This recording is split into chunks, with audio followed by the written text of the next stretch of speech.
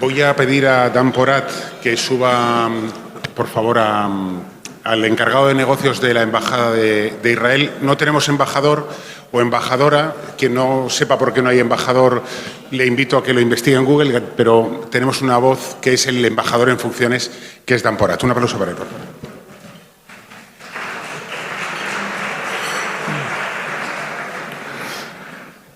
Me gustaría empezar expresando nuestra profunda solidaridad con todo el pueblo español y con todos los afectados por la DANA, en el nombre de la Embajada de Israel y en el nombre del Estado de Israel.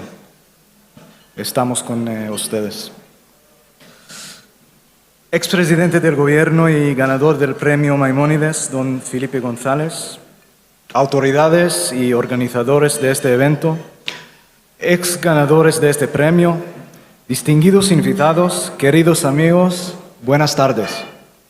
Como alumni de la Universidad de Tel Aviv, me siento profundamente honrado y emocionado de estar aquí esta noche en este prestigioso evento. Y como un alumni orgulloso, me siento casi obligado a mencionar que la Universidad de Tel Aviv no solo es la universidad de investigación más grande de Israel, sino que también ocupa el tercer lugar en el mundo en citas de artículos académicos en relación con su tamaño. Por supuesto, la excelencia académica es sin duda algo de lo que sentirnos orgullosos.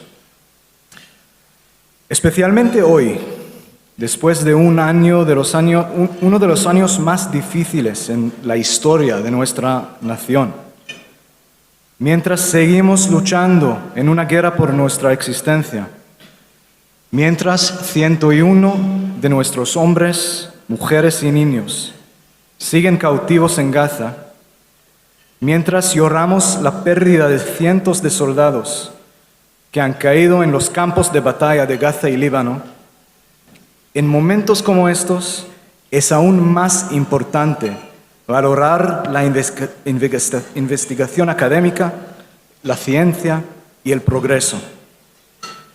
Mientras nuestros enemigos buscan extender el caos y la destrucción, nosotros seguiremos incluso en los tiempos más oscuros, haciendo todo lo posible por avanzar en la excelencia científica que beneficiará el mundo entero.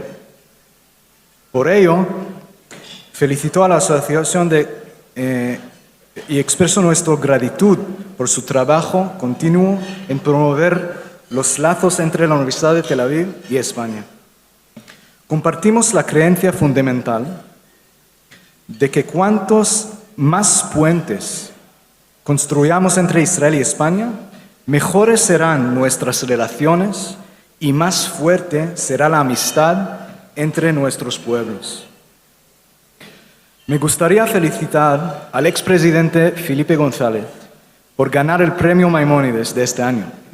El presidente González desempeñó un papel crucial en construir el primer puente cuando se establecieron las relaciones diplomáticas entre nuestros dos países en 1986.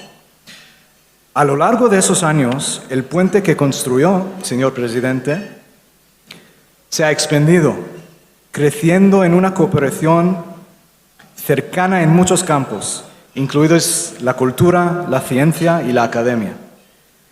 El presidente González también trabajó sin descanso en sus esfuerzos para promover la paz entre nosotros y sus vecinos, especialmente en el contexto de la Conferencia de Madrid de 1991. Al igual que el puente de 86, la Conferencia de Madrid allanó el camino para el histórico acuerdo de paz que firmamos con Jordania 3 años después.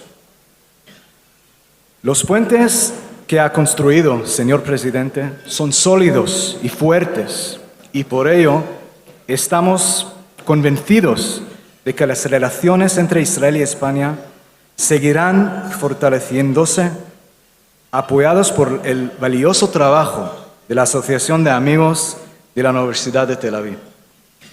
Felicitaciones y muchas gracias a todos.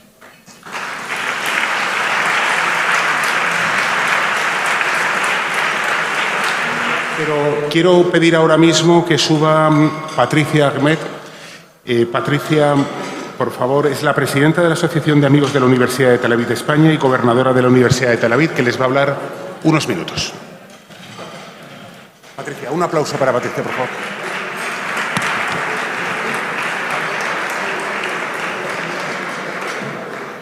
Buenas noches, muchísimas gracias por asistir un año más a la entrega del Premio Maimónides, este año en su 7ª edición. Si me permiten, antes de continuar, quisiera trasladar a todos los pueblos y a las familias afectadas por las terribles inundaciones provocadas por la Dana nuestro inmenso dolor por vuestras pérdidas y nuestro más sentido pésame por la pérdida de tantas vidas, muchas de ellas aún sin saber su paradero. Por ello les ruego me permitan hacer un minuto de silencio en su honor.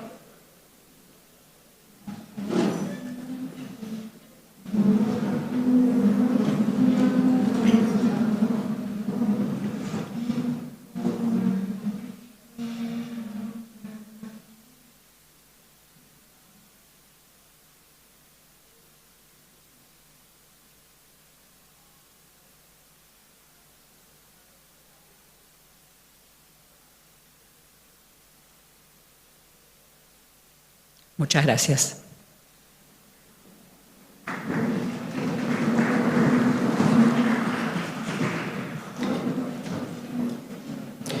Vuelvo a agradecer a todos y en especial al galardonado de este año, el expresidente del Gobierno de España, don Felipe González, a quien felicito personalmente y en el nombre de la Asociación de Amigos de la Universidad de Tel Aviv. Me hago también eco de todas las salutaciones que hizo y agradecimientos mencionados por nuestro presentador Nacho Abad, a quien agradezco también que nos haga la delicia de esta gala. Y desde la asociación queremos remarcar y agradecer profundamente los apoyos recibidos durante las horas oscuras que hemos vivido a partir del fatídico 7 de octubre.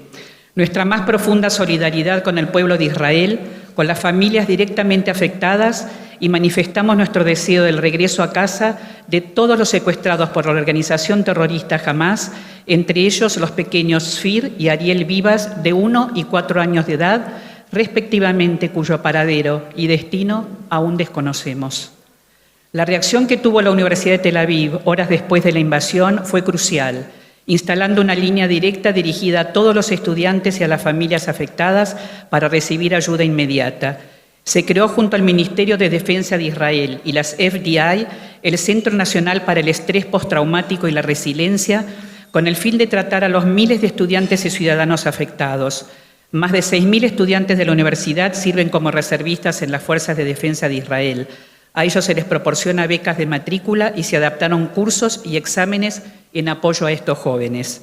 Se creó el Fondo de Becas Universitarias y Subvenciones Económicas para aliviar las inmensas dificultades de todos ellos. Nuestra asociación fue muy activa y lo sigue siendo en esta campaña.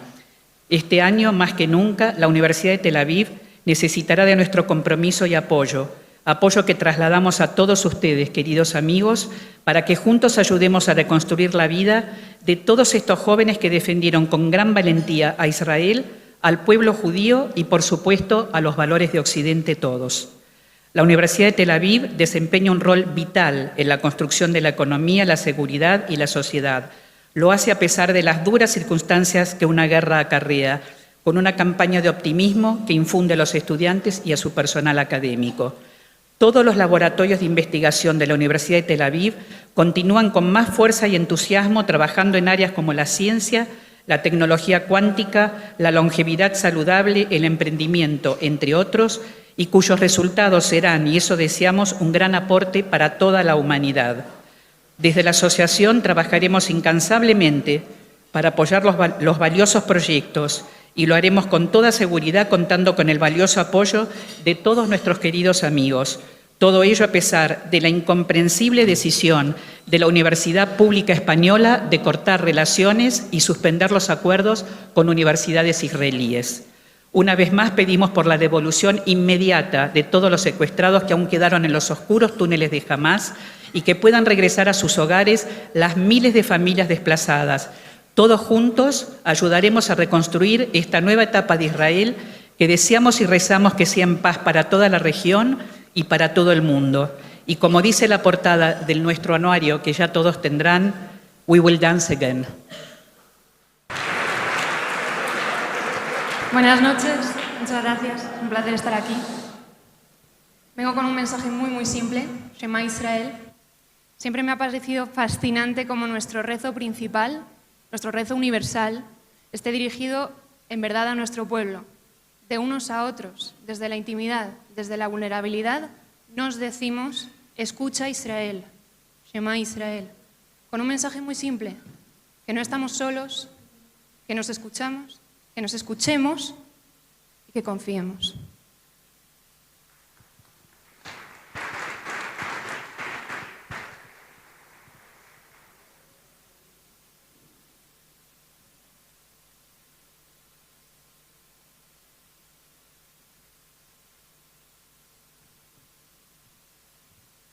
כשהלב בוכה, רק אלוהים שומע, הכאב עולה מתוך הנשמה, אדם נופל לפני שהוא שוקע, בתפילה קטנה חותך את הדממה. שמע ישראל אלוהי, אתה כל יכול,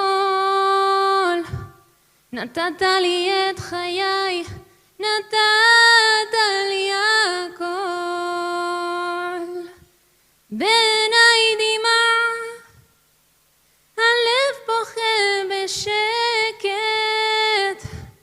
וכשהלב שותק, הנשמה זועקת.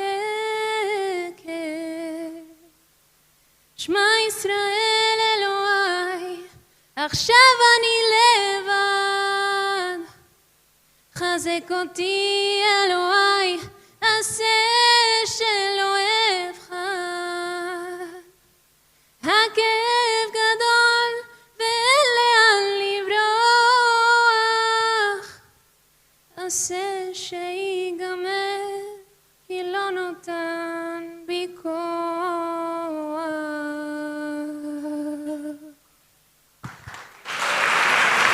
Muchas gracias. Que aprovechen. Y ha llegado el momento de que presente a Isaac Kerub, que es el presidente honorario de la Asociación de Amigos de la Universidad de Tel Aviv en España. Es el gobernador de la Universidad de Tel Aviv y le pido, por favor, Isaac Kerub, que suba, que va a presentar usted a Felipe González. Un aplauso.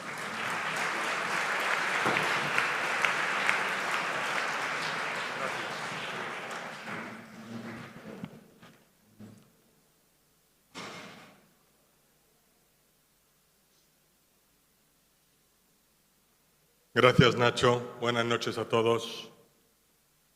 Presidente Felipe González, estimada Mar. Saludos muy especiales también al expresidente de México y querido amigo, don Carlos Salinas de Gortari, a su esposa y su familia, a don Alfredo Barnechea, que fue candidato a la presidencia de Perú, y a su esposa, al exministro del Gobierno, don José Barrionuevo, y su mujer Esperanza, y a tantos otros amigos venidos de España, Israel, México, Venezuela, Argentina, Perú, Portugal y Turquía. Queridas amigas, queridos amigos, señoras y señores, Mosés ben Maimón, conocido como Maimónides, judío nacido en Córdoba, al andaluz, en el año 1135, cuando convivían cristianos, musulmanes y judíos, dijo en su libro La Guía de los Perplejos que la justicia es el pilar que sostiene a la sociedad. El pensamiento de Maimónides, que siempre buscó el equilibrio entre ética y razón, ha trascendido fronteras y credos a lo largo del tiempo. Homenajear hoy a Felipe González es rendir tributo a esa tradición de sabiduría y convivencia y reafirmar que el liderazgo político debe ser necesariamente ético para ser liderazgo verdadero. Estos son los principios que también guían a la Universidad de Tel Aviv. Porque si alguien sabe equilibrar ideales con realidades, la política, como el arte de lo posible, como diría Aristóteles, es Felipe, quien desde su elección como presidente del gobierno en tiempos difíciles hizo de la democracia una misión. Misión que convirtió en un puente hacia una España libre y plural, lo cual en aquellos tiempos suponía un desafío en toda regla. Felipe, desde su posición como líder, comprendió la importancia de unir a personas y culturas. Durante los años de la transición, no solo consolidó nuestra democracia, sino que proyectó a España como un país moderno, comprometido con los derechos humanos y con la justicia social. Bajo su liderazgo, España dio pasos históricos como la reconversión industrial, la entrada en la Comunidad Económica Europea, el referéndum de la OTAN, los Juegos Olímpicos de Barcelona, la Expo de Sevilla, la llegada del AVE y el Tratado de Maastricht, que consolidó nuestra identidad europea. Desde una perspectiva judía, recordemos que en 1986 España estableció relaciones diplomáticas plenas con el Estado de Israel, lo que supuso un cambio radical en la relación con el pueblo judío. En 1991 tuvo lugar en Madrid la Conferencia de Paz para Oriente Medio, con la asistencia del presidente Bush de Estados Unidos y el presidente Gorbachev de la Unión Soviética, del primer ministro Isaac Shamir, primer ministro de Israel, y las delegaciones de Siria, Líbano y Jordania-Palestina. En 1992, al conmemorarse el 5º centenario de la expulsión de los judíos, de acuerdo al decreto firmado por los reyes católicos y por Torquemada, los reyes de España visitaron la sinagoga Bet Yaakov de Madrid junto al presidente de Israel, Chaim Herzog. Fue un acto solemne de reconciliación y concordia, respaldado por el gobierno, que reconoció entonces un error histórico y reafirmó el compromiso de construir un futuro de esperanza. Ese mismo año se consagraron también los derechos de libertad e igualdad para los ciudadanos de religión judía en España mediante el acuerdo firmado entre el Estado y la Federación de Comunidades Judías de España. En mayo de 2005, la Universidad de Tel Aviv otorgó a Felipe González el doctorado honoris causa, un reconocimiento no solo por su papel en la consolidación de nuestra democracia, sino también por su contribución al acercamiento de España a Israel y al pueblo judío. A Felipe, créanme, no le gusta el halago fácil ni la superficialidad. Tampoco acepta cualquier reconocimiento. Mi mujer Esther y yo tuvimos ocasión de viajar con Felipe González a Tel Aviv y a Tánger, compartiendo largas conversaciones y anécdotas que nos permitieron conocerle mejor. Recuerdo una noche, cenando en casa de Elena Benarroch, que Felipe nos brindó una lección de Realpolitik acerca del nacionalismo palestino, Arafat y Oriente Medio. Con su estilo característico, abordaba los temas sensibles con una mezcla de precisión, ironía y humor. En otra ocasión, comentó que gobernar en España es como tratar de domar a un tigre mientras te empujan al borde de un acantilado. Pero el verdadero liderazgo no se mide solo por los logros históricos, sino también por el compromiso ético con la verdad y la justicia.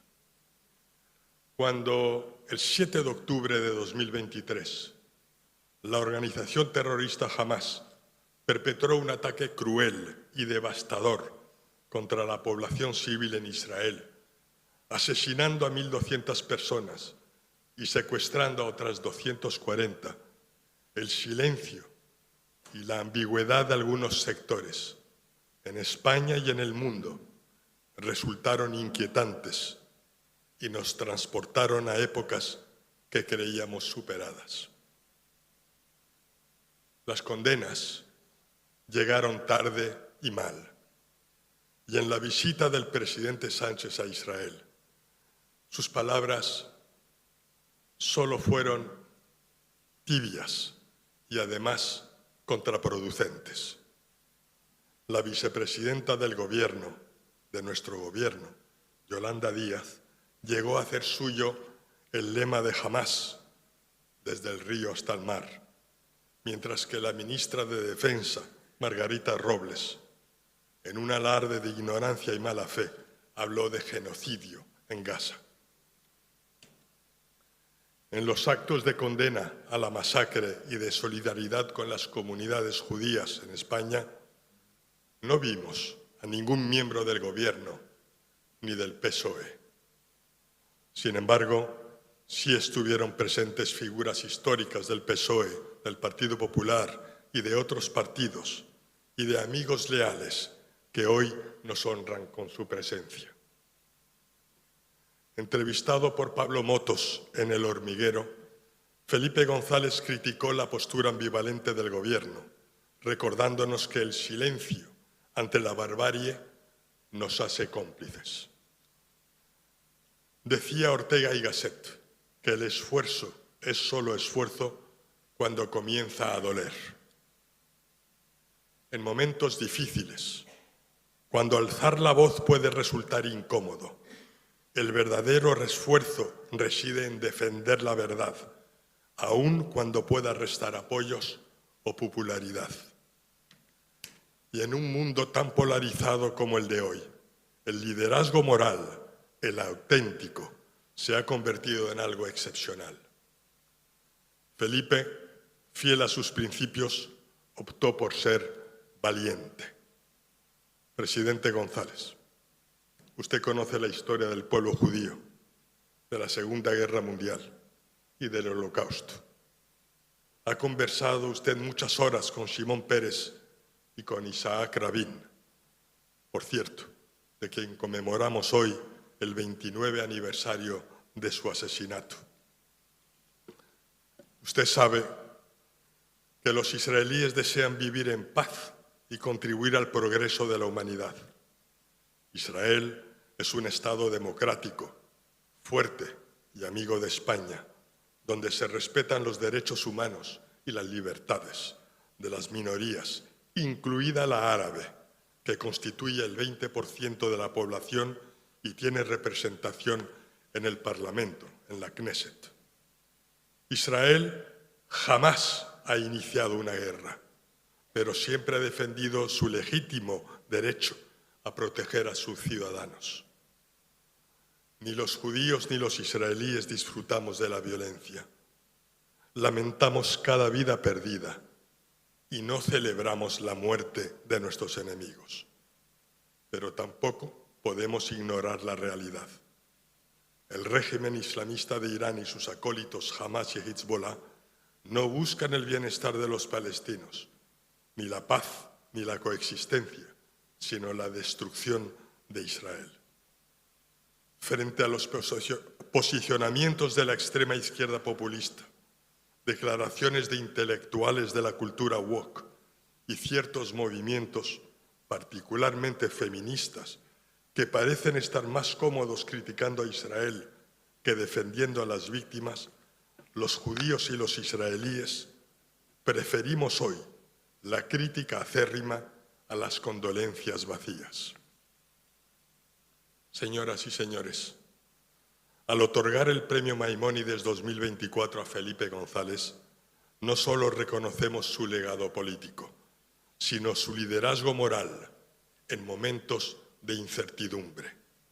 Un liderazgo que no se deja llevar por la corriente, que respeta la dignidad humana y mantiene firme el compromiso con la verdad, la libertad y la justicia, valores que el periodista Adam Michnik, Premio Princesa de Asturias, defendía en una entrevista esta semana como fundamentales en una democracia. Decía Edmund Burke que para que el mal triunfe solo hace falta que los buenos no hagan nada. Querido presidente, en estos momentos de tristeza y zozobra para Israel y el pueblo judío, usted optó por no mirar a otro lado. Y esto le honra. Este premio reconoce sus logros en España, pero también su capacidad para entender el mundo y sus desafíos. Maimónides nos enseñó que la verdad y la justicia no tienen fronteras ni tiempo. Los judíos solemos decir Yizkor, que significa recuerda. Nosotros, presidente, no olvidamos. Gracias, Mazal Tov, y nuestra más sincera enhorabuena.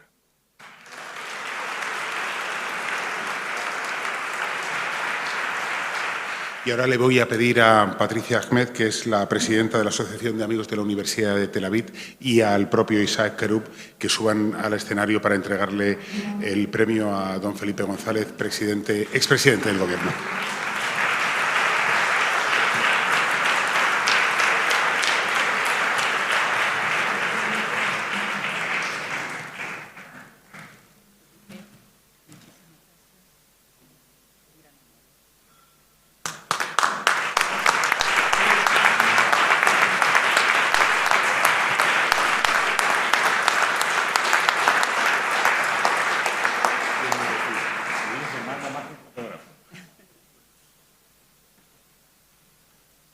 Pues estamos deseando escucharle, presidente.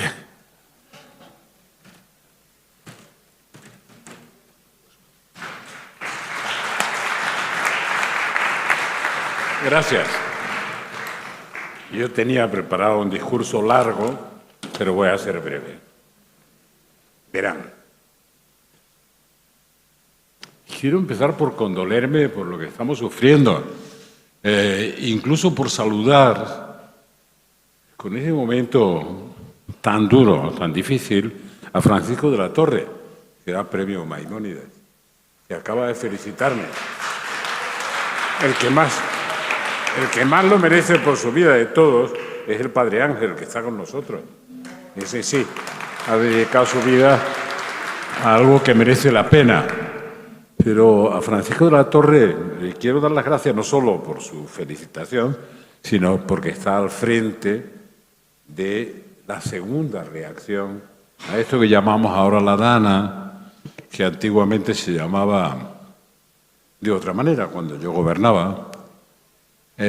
Sí, la gota fría. Yo me pasaba las noches y los días desde el mes de agosto hasta noviembre viendo cómo iba eso, y cuando se inundó Bilbao, donde estuve ayer, mandé al ejército esa misma noche. Me parecía que era la única manera. Solo era Bilbao. Entonces, quiero saludar a Paco de la Torre, porque lo estará pasando realmente mal. Está la situación muy dura en el momento en que estamos hablando, y nos recuerda siempre, que no tiene mucho que ver con lo que voy a hablar después, que la naturaleza es más fuerte que nosotros, por presuntuosos que seamos. Para colmo tiene más memoria. Y añade a eso que anticipa lo que muchos niegan, que es el cambio climático. Si está más caliente el Mediterráneo, ya se enteró hace mucho tiempo la naturaleza. Y las reacciones de la gota fría ya se están produciendo desde hace mucho tiempo. Por tanto, cuando alguien se descuida, y lo he visto muchas veces, dice hace 200 años que no pasa el agua por este cauce. ¿Por qué no construir en ese espacio? Y de pronto la naturaleza se acuerda de que por allí pasaba. A nosotros se nos olvidó y recupera su espacio. Por tanto, es uno de los grandes problemas de cómo convivir con la naturaleza sabiendo que puede más, que tiene más memoria y que anticipa los cambios que nosotros tardamos en ver. Eso es lo que estamos viviendo ahora. Y se está viviendo en Málaga, se ha vivido dramáticamente en Valencia. Y vamos a resolverlo echando las culpas unos a otros a unos y tal. Pero que es una catástrofe nacional, ¿quién lo duda? Si además no importa que afecte a más o menos comunidades autónomas, da igual.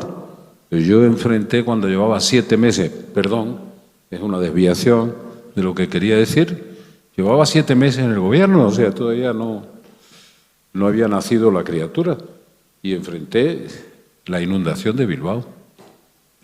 Pero los niños necesitaban leche, la gente necesita beber y comer. Y el único que podía resolver eso era yo. Y naturalmente intenté resolverlo. Debo decir que tuve una pequeña discusión con el teniente general que estaba al mando de ese movimiento de tropas, porque a las 6 de la mañana me dijo que el río Nervión había roto un puente y que se habían parado, que no podían seguir hasta Bilbao. ¿Que qué hacían? Digo, no, dígamelo usted. ¿Qué hace si tienen que llegar? Bueno, un puente de ingenieros. Usted mismo, hágalo y llegue. Si el problema es llegar, no se lo encargo a usted porque usted sabe hacerlo, yo no. Va a tener una tirolina para pasar.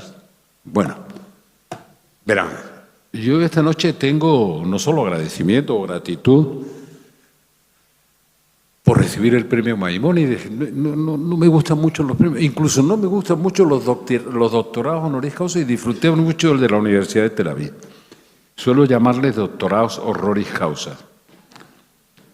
Pero disfruté de la Universidad de Tel Aviv porque hablé mucho con los profesores.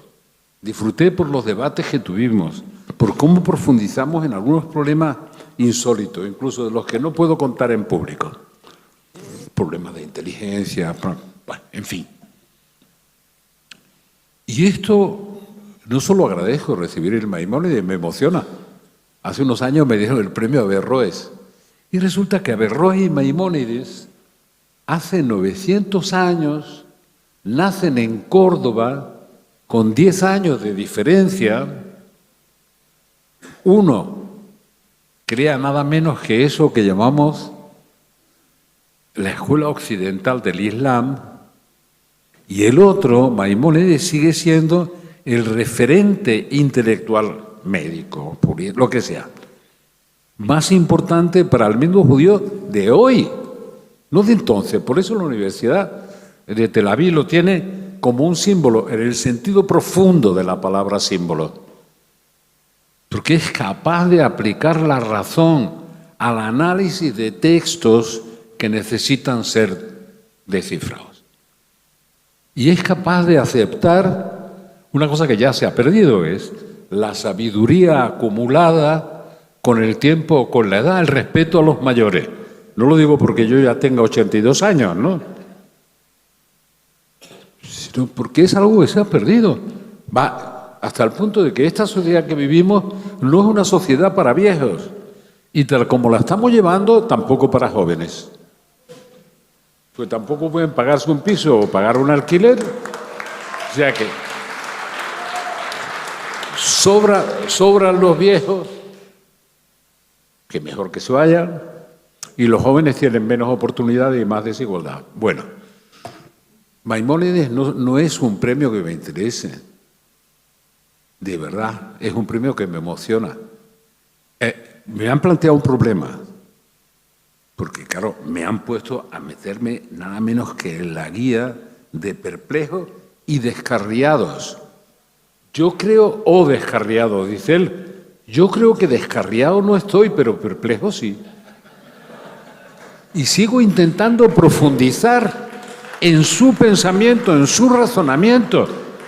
Y sigo elogiando que sea capaz de decir, digamos, que la letra de la ley necesita una interpretación racional para explicarla.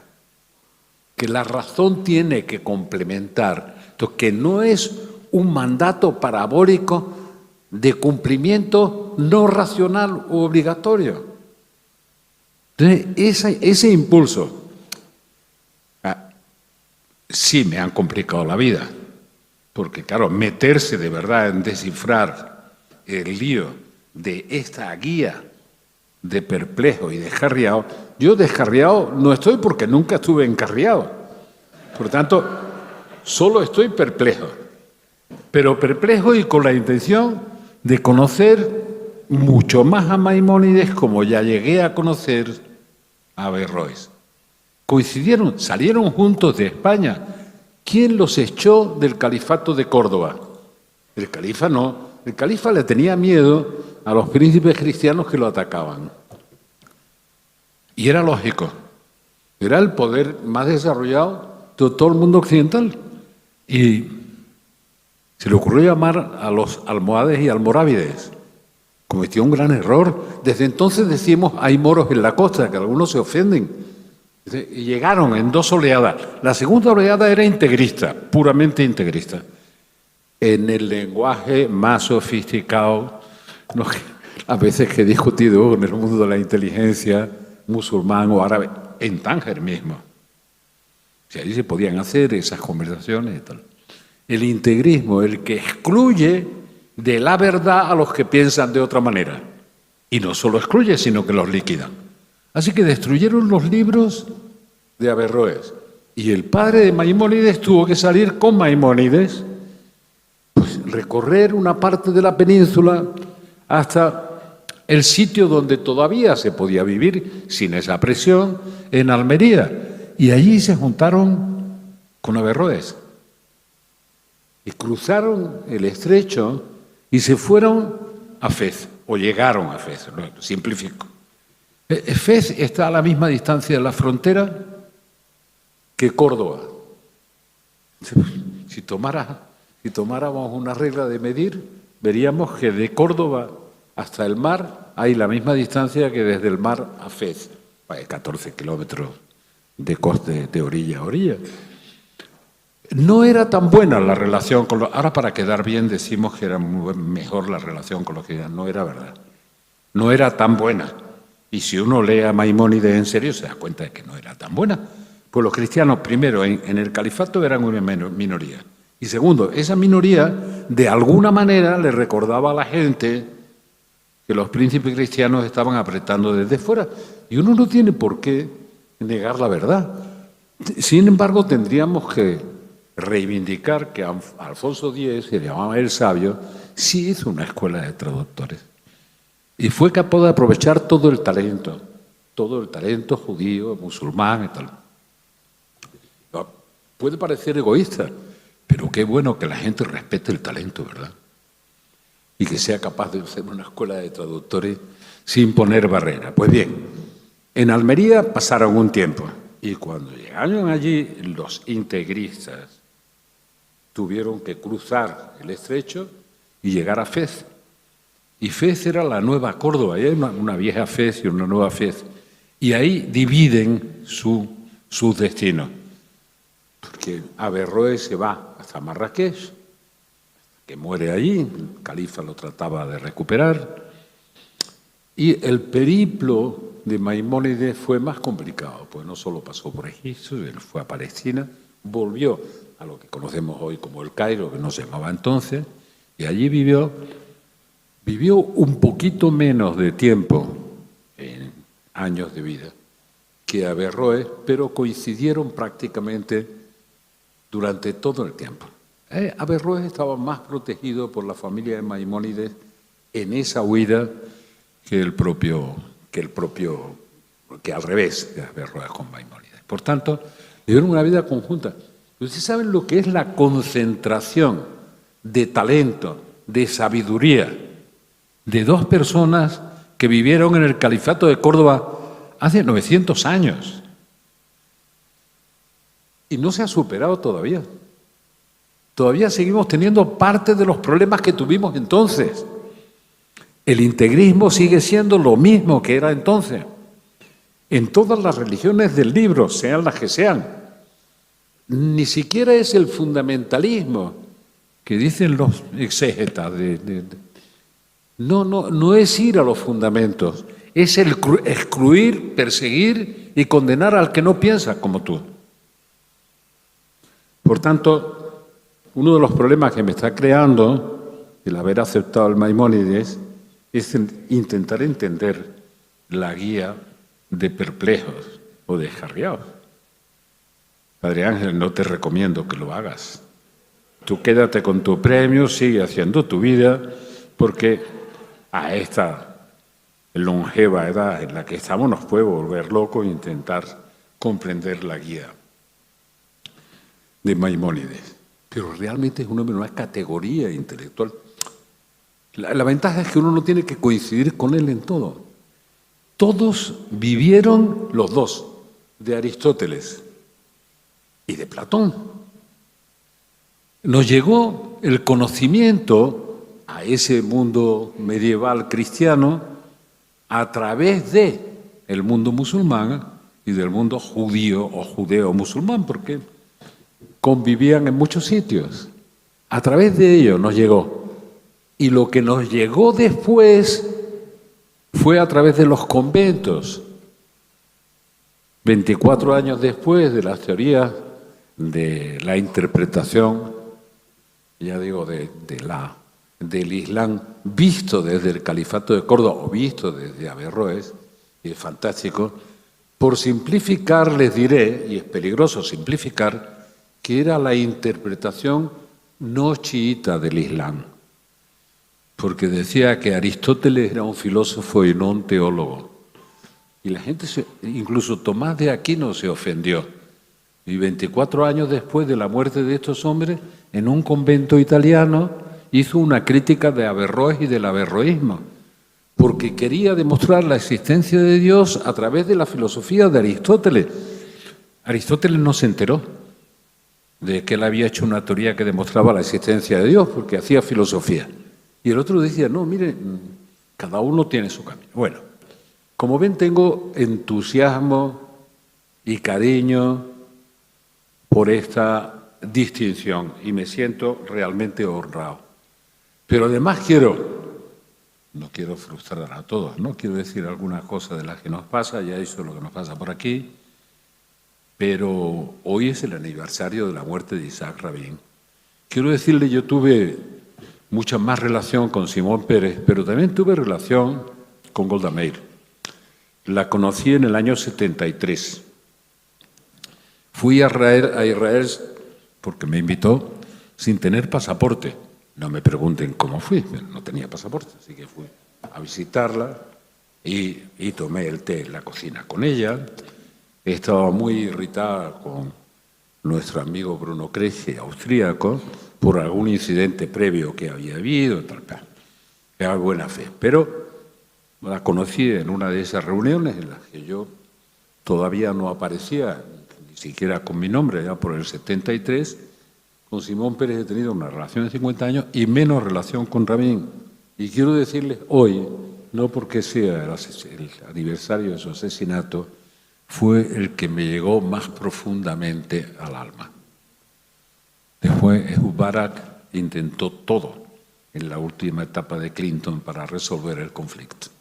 ¿Y por qué me llegó al alma? Porque me dijo una cosa que nunca voy a olvidar y que probablemente hoy sea impertinente recordar. Me dijo, mira, Israel es capaz de ganar una guerra, el Yom Kippur, de los 6 días, o perderla. Es capaz de luchar con 3 o 4 países y puede ganar o perder. Pero yo, que mi responsabilidad primera es darle seguridad a los ciudadanos de Israel, miren el razonamiento, darle seguridad, sé que la única guerra que no podemos ganar, porque no la podemos librar, es la guerra contra los palestinos. No digo contra Hamás, sino contra los palestinos. Como no nos podemos permitir ganar esa guerra, repito, no contra Hamás, sino contra los palestinos, tenemos que encontrar una salida y un acuerdo de paz. Y eso hizo que saliera de Madrid, no vamos a presumir de la conferencia de paz, porque tiene relativamente poco mérito. Solo llevábamos 5 años de relaciones con Israel. ¿Por qué se hizo la conferencia en Madrid? Porque Baker y el viejo Bush estaban convencidos de que España no iba a estorbar, iba a ayudar. Y que si lo hacían con otros de los solicitantes, que había varios, Todos iban a querer mojar para resolver. Fíjense, tengan en cuenta algunos detalles que vuelvo ahora a Rabin, algunos detalles impresionantes desde el punto de vista histórico. La creación del Estado de Israel es un acuerdo en Naciones Unidas, naturalmente apoyado por el Consejo de Seguridad, antes de que se iniciaran en velocidad de crucero los procesos de descolonización. Por tanto, hubo un acuerdo entre la Unión Soviética y Estados Unidos. Si no hubiera habido ese acuerdo, habría habido un veto en el Consejo de Seguridad y no se podría haber hecho ese pacto de partición de Palestina, que aceptó Israel y lo tomó y lo hizo, que era 52% de territorio, 48% la otra parte. Y que no aceptaron los países árabes, no digo que no aceptaron los palestinos ni el resto de los países árabes, se hizo la primera etapa de la guerra. ¿Cuánto tiempo se tardó en llegar a la conclusión de que se podía convocar una conferencia de paz? Porque ahí todo el mundo ahora dice, vamos a repetir la conferencia de paz de Madrid. ¿Con quién? Pues eso fue un acuerdo de verdad de lo que eran las dos superpotencias. También es cierto que a Gorbachov le quedaban 5 semanas o 6 para desaparecer como líder de la Unión Soviética y para que desapareciera la Unión Soviética. Pero es cierto que Gorbachov se pone de acuerdo con Bush y patrocina la conferencia de paz. Y Baker consulta a todas las partes y nosotros que acabábamos de establecer relaciones diplomáticas con Israel, porque nadie había querido hacerlo. A mí me presionó el Consejo Mundial Judío, como solo el Consejo Mundial Judío es capaz de presionar. Ad infinitum. Y entonces veía que se acababa el primer plazo, la primera legislatura de gobierno, y dice, bueno, pero estos, ¿por qué no hacen ya el establecimiento de relaciones con Israel? Que se va a ir la legislatura y que van a entrar en las comunidades europeas, y como no piensen que para entrar tienen que establecer, pues lo mismo que con lo de la OTAN, yo tenía el mismo lío. Digo, no, vamos a ver, va a ser en esta legislatura, les explicaba. Primero, vamos a estar en las comunidades europeas. Y cuando seamos miembros de pleno derecho, establecemos relaciones con Israel y hacemos el referéndum sobre la OTAN. Antes no. Pues esto no es una moneda de cambio. Es mi convicción. No, pero tal, pues. Digo, bueno, les voy a hacer un gran favor, le decía el Consejo Mundial Judío, no me voy a sentir presionado. Le digo que lo voy a hacer en la primera legislatura. Entonces, entramos el 1 de enero del 86 y el 17 de enero establecimos relaciones con Israel. Y el 12 de marzo, creo que fue, no me quiero equivocar, pero el 12 de marzo hicimos el referéndum de la OTAN, pero ya estábamos dentro de la Unión Europea. Aunque todo el mundo dice, fue a cambio de... No hay ningún intercambio. Comprendo además que puede ser una posición que se considera orgullosa, pero no era transaccional, era la respuesta a una convicción. Bueno, nunca olvido las palabras de Isaac Rabin. Y hoy sería aún peor que las olvidara. Nunca las olvida. Porque me parece que siguen siendo verdad. Añadía, para distender un poco la reflexión, y te ruego que hables con tu amigo Simón Peres, porque estamos de acuerdo en cuál es el resultado final de este proceso que después de Madrid se sumerge en la negociación directa con los palestinos que venían, como saben, en la delegación jordana para hacer los acuerdos de Oslo. Yo después estuve en la firma esa con Arafat y con Isaac Rabin. Digo, ¿cómo me dices que yo hablé con Simón Peres? Muy amigo mío, y hace muchísimos años que hablamos. Porque él está anticipando el resultado de la negociación. Vamos a llegar donde él dice, pero si anticipas el resultado de la negociación y estás en la otra parte de los negociadores, para ellos ese es el comienzo de la negociación. Que me deje negociar para llegar a eso. Tal. Parece mentira. Hasta esas profundidades de, digamos, complicidades por las dificultades que hay en todo tipo de gobernanza. Yo hablaba con Simón Pérez y digo, tienes razón, Rabin.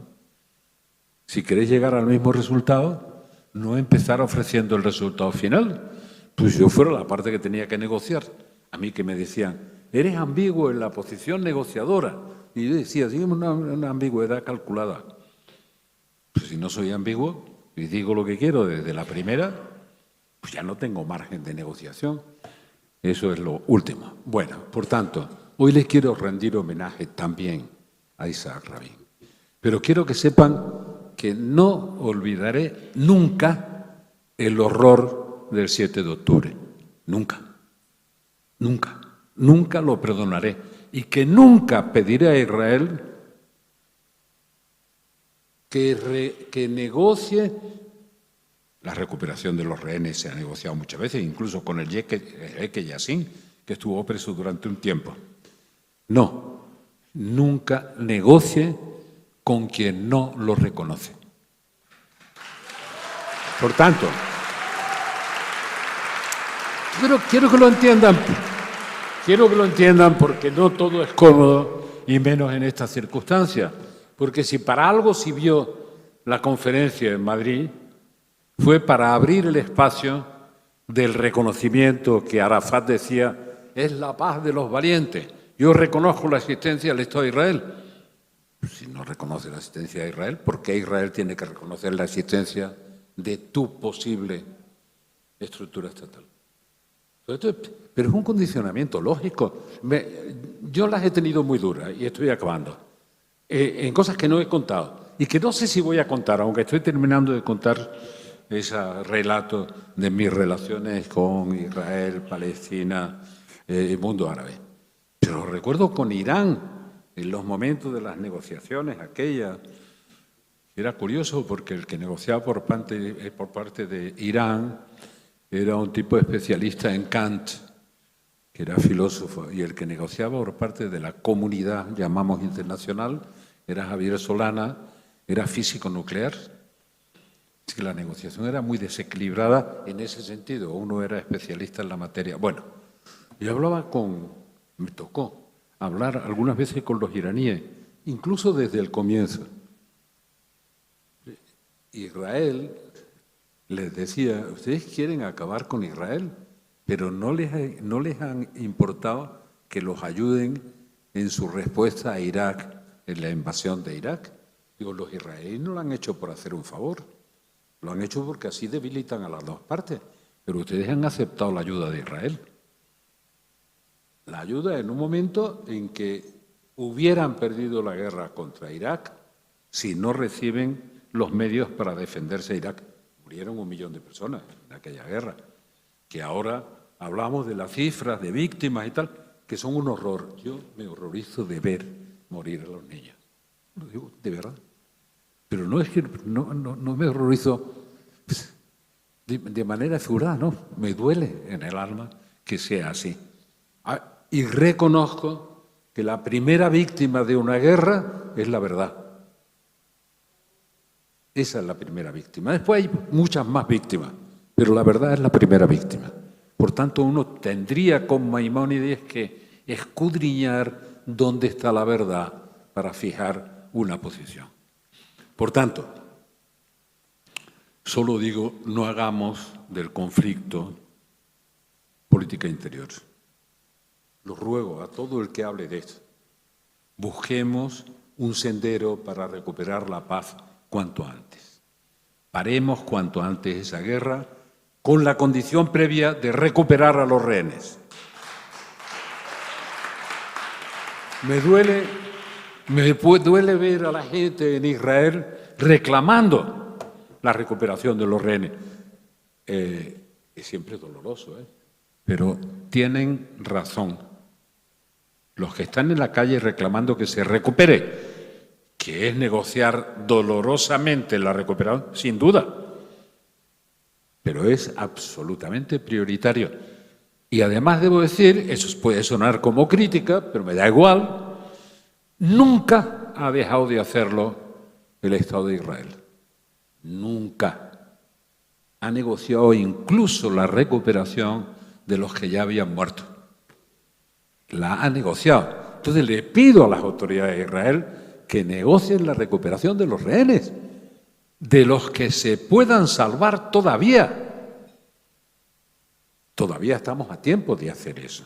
Bueno, me metí en el jardín que creen que no es Maimónides, pero es Maimónides. Créanme, es la búsqueda de buena fe, de una verdad que nos ayude a todos a recuperar un sendero de paz. No creo, como amigo, como me pasa con el que fue el ministro de Asuntos Exteriores, Edu Barak, hasta el último momento, y con el que estoy tantas veces de acuerdo, Shlomo Ben-Ami, tan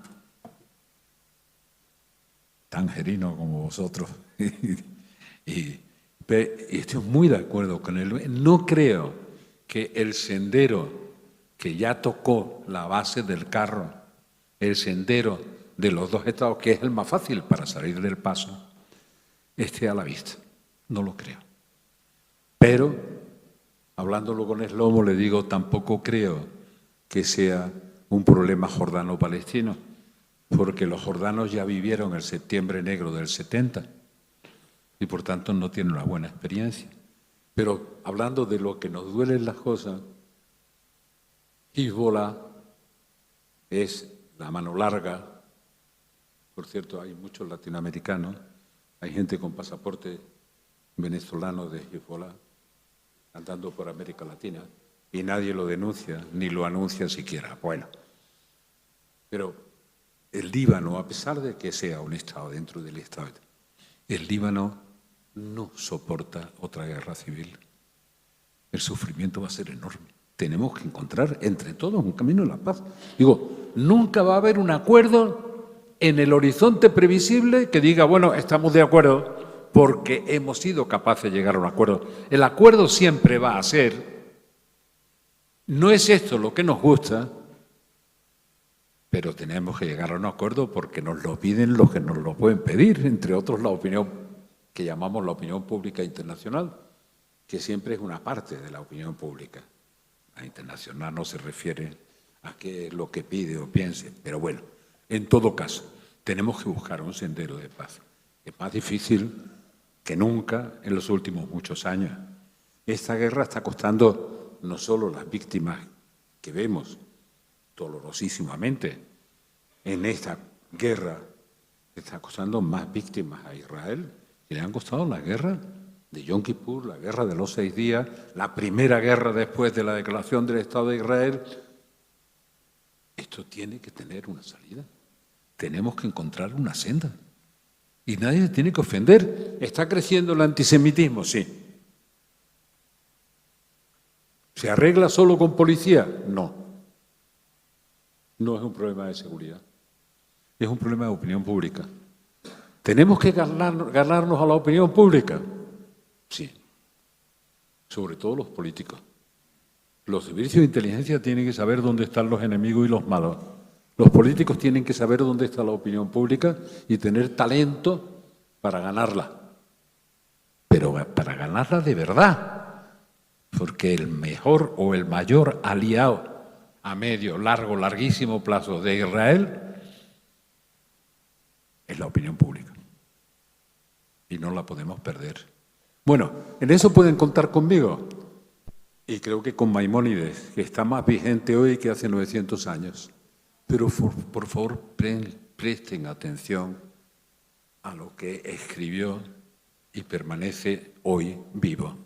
A lo que dice que yo trato de desentrañar de verdad, sobre todo en la guía. Trato de desentrañar, no sus análisis filosóficos son más comprensibles, pero esa guía para descarriados, que hay mucho, pero para perplejos entre los que me encuentro, me está costando desentrañarla. Pero lucho con pasión para intentar llegar al fondo de su pensamiento. Gracias. Gracias a estos amigos de la Universidad de Tel Aviv y gracias a la Universidad de Tel Aviv. En el último momento, cuando me ofrecían el premio, digo, ¿por qué no nos vamos a Tel Aviv y lo hacemos allí? La próxima será en Tel Aviv. Gracias.